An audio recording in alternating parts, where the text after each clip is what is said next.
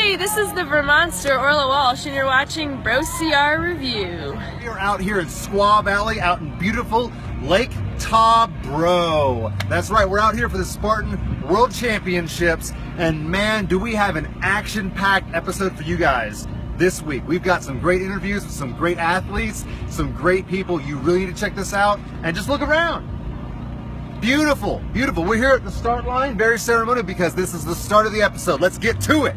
So I'm here with Orla the Vermonster Walls. She is one of our favorite female athletes on the BROCR Review. And Orla, tell us about yesterday. Well, that was the hardest, most toughest, most incredibly amazing race here at Tahoe. Fortunately, it started out real great. I got through the monkey bars, which not a lot of girls did, or guys. And then it went downhill from there. My watch stopped working, my nutrition fell behind, I vomited on my vest a couple times, and then I hit the water like everyone else did, and got to experience what hypothermia, or mild hypothermia, felt like. I got to the spear throw after whimpering and crying through all the barbed wire that we had to do. These two angels I met, they're amazing women, saw me standing at the burpee area with the spear, shivering, I couldn't move, and Kevin Donahue, a good shout out to him, thank you so much for your support. These two angels were amazing. They saw me in need as a Spartan warrior. They came over, put gloves on my hands, they clipped my vest off, they put a coat on me, and then they did my burpees with me until I was done. I caught their names and I forget them, but I wanted to give a shout out to you women, that all Spartans out there, that's what Spartan racing is all about. Camaraderie, friendship, loyalty, and love. That's why we do this sport, and I wouldn't have been able to make it through the whole race without the love from them and the power and energy from all of the Spartans around us. So.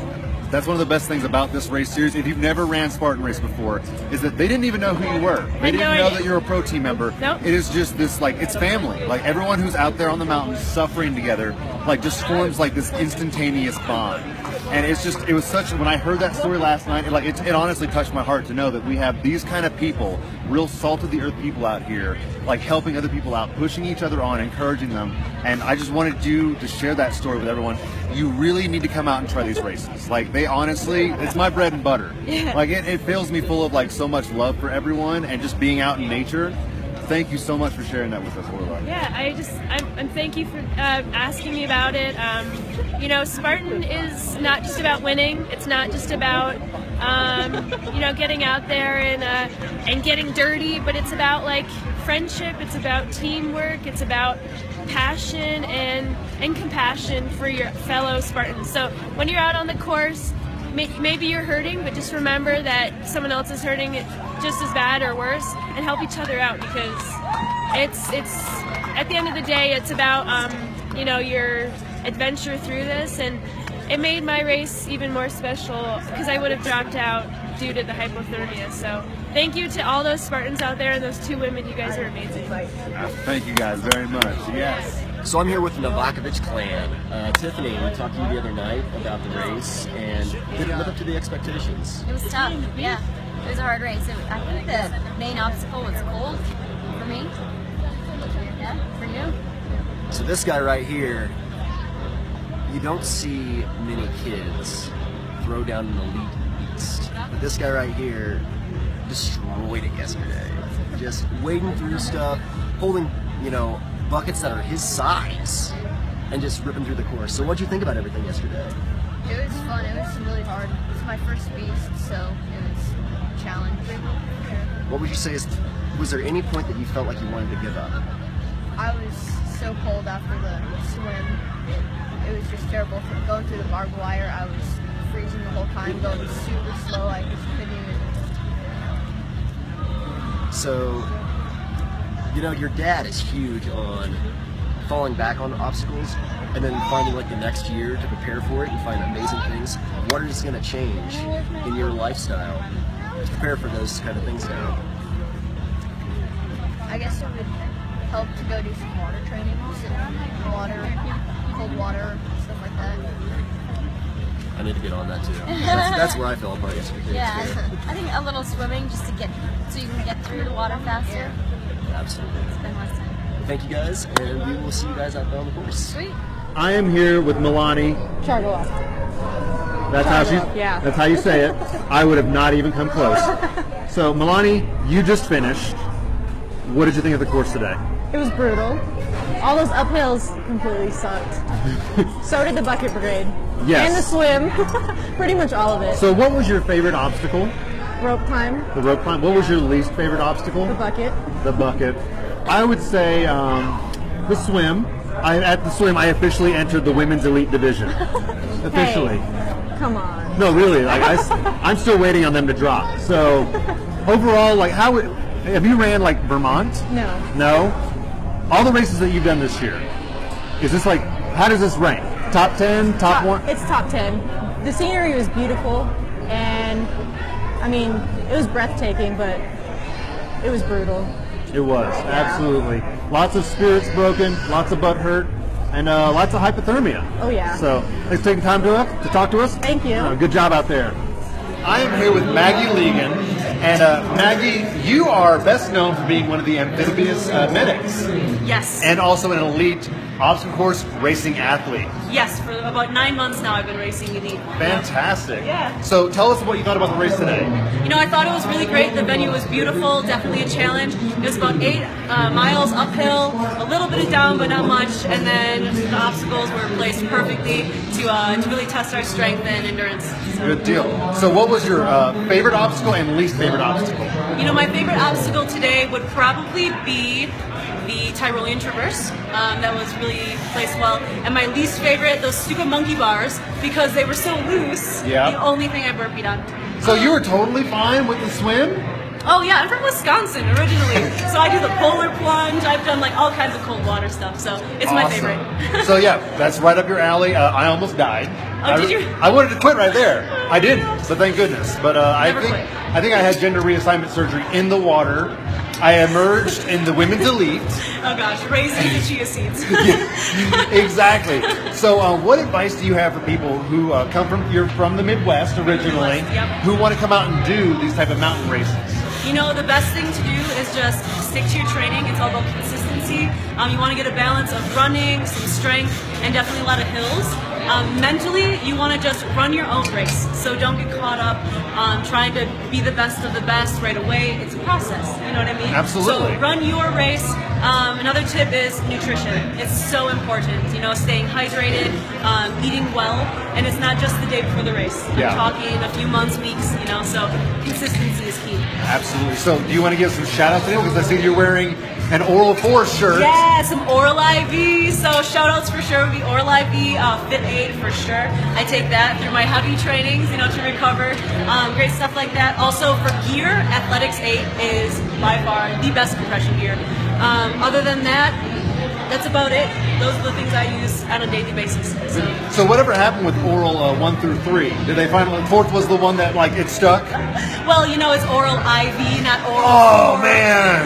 I know everyone gets confused, but it's not a real IV. There's no needles. It's a little vial that you just take daily. I take it daily every morning, and then 2 or 3 in a race. So, it's delicious. Yeah, it keeps you hydrated. So who can argue with that? Absolutely. Well, thanks so much for taking the time to talk with us. It's been a treat. Absolutely. See you later. Bye.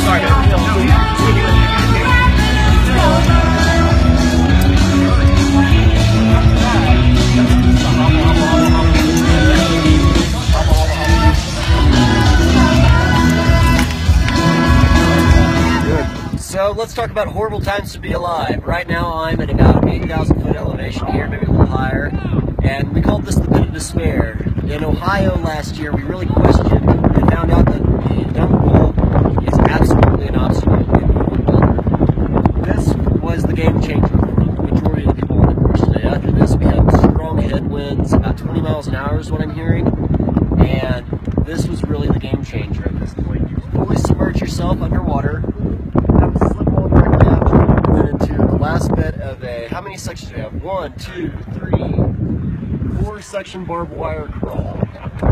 Where it snakes around. snakes around and ends up with a rope pulley. So this is World Championship material, guys. Do this, man.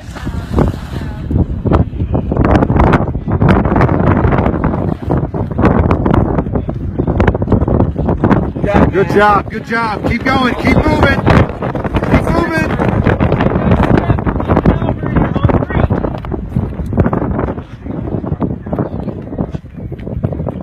There you go, there you go, there you go. Good job. Good job, man. Good job. Keep churning, keep grinding. Keep everything moving. Get that core up. So we're here with one of the officials at Spartan. How many people have you seen actually? This is the day 2, the Ultra Boost. How many people have you seen opt out of this just to do burpees? There's been probably a 50% opt out. The rest of them will end up tapping out and or continuing on very briefly afterwards. So this is pretty much like credits here. Absolutely. For a lot of Kudos to who definitely gets that dunk on and continues with the 4-mile trek to the finish line. So 25% of people that are doing this right now, like 25% of the people right here, like that even, oh, it's just horrible. It's just horrible. I can't imagine. This is where yesterday I got here, I did this, I finished the race, but I didn't come to until the bucket period. Yeah, people are pretty delirious at this point. Game changer, guys. Game changer. So we're looking at an obstacle breakdown here. Every year there's an obstacle that really challenges us at the World Championships. This year, it's the swim. Man, horrible. That water is cold. We got in it yesterday, and they said the temperature on the surface was 52 degrees, and when you measured 1 foot below is around 40. And once people got in that water, I'm pretty sure that the temperatures got churned. That thing felt like it was a good 32, 33 degrees. Lots of screaming, lots of yelling, lots of butt hurt. That was one of the most painful things I've done in a while. You know, we talk about obstacles that really challenge us. In 2013, we really saw the Bucket Brigade come onto the field in the World Championship. Last year, it was double sandbag carry. You know, and we asked questions about how are we going to train for this stuff. I really think after the horrible, horrible temperatures and hypothermia we saw yesterday, it's going to be a long winter. They said just for this obstacle alone, 500 people were pulled because of hypothermia. And so you have to think about this, like unlike the World Championship last year where it was just like, can you suffer the longest? This obstacle is not impassable. It just tests your mental resolve. Like, can you get as cold as you possibly can get and continue to endure? This is at the halfway point. You still have like a good past halfway, but a little bit past that, but you still have like a good chunk of the race left. Like, can you do it while you're hypothermic? And right now, this is Sunday. Yesterday, at least the sun was out. Right now, you can probably see it. There's no sun right now. You're completely overcast. There's no chance of you warming up unless you continue to move and run. Long race. Long race. But this is the obstacle that everyone's talking about. So just pay attention. This is where the butt hurts. He hates his life, and right now he hates his life. So, mental note, if you have cold water access to it, you're coming out to a race like this next year, or in the very near future, you need to get some cold water training in just to prepare yourself mentally for what you're going to have to deal with. So that's our obstacle breakdown. We'll check you guys later. Peace. So I'm here with Ryan Atkins and Libsy Webster, who both took second place yesterday in the Spartan Race World Championship. So go Canada, right? So Canada. What did you think about yesterday? I thought it was pretty cool. Definitely a stark contrast to Killington last year. Absolutely. A lot less steep. You know, you've got the elevation, not as technical, and we were about an hour quicker. So I think that speaks to somewhat the difficulty. And I think it was about maybe 2 miles shorter this year than last year. But I mean, different course. The competition was, I think, even more intense this year. So to be able to come back and repeat what I did last year is pretty special, and pretty happy with it. So Lindsay, this was a big day for you. It was. Yesterday. It's so like my 1-year anniversary of OCR racing. Yeah, I just started. My first race was like the Vermont Beach last year. So. So what did you think, like today versus Vermont last year? Like, what was a lot worse here today, or yesterday? I mean, the elevation definitely came into play. That long climb, like I think we were climbing for an hour and a half, so I was just trying not to like spike my heart rate because then you can never get it back down. But the hard quays kind of destroyed that plan. So yeah, that made things pretty challenging. The climb was really tough, and I think I'm equally as sore today as I was last year. So yeah, so I mean, it just goes to show that it was still like pretty difficult race. So are you guys, is there anything else for the year that you guys are planning for? Anything else you're excited about? Yeah, I mean, I'm planning on doing Warrior Dash next week, and then OCR Worlds and World's Toughest Mudder, and then the BROCR Champs in December. Yeah. Awesome. Lindsay, how about you? Same for me, minus Warrior Dash. So yeah. Awesome. Well, we look forward to seeing you guys out there on the course. So that is an action-packed first episode. And the best part is we have a lot more stuff. So come back tomorrow. We're going to have part 2 of the Spartan Race World Championship post-race review. Until that time, we'll check you dude bros and lady dude bros tomorrow.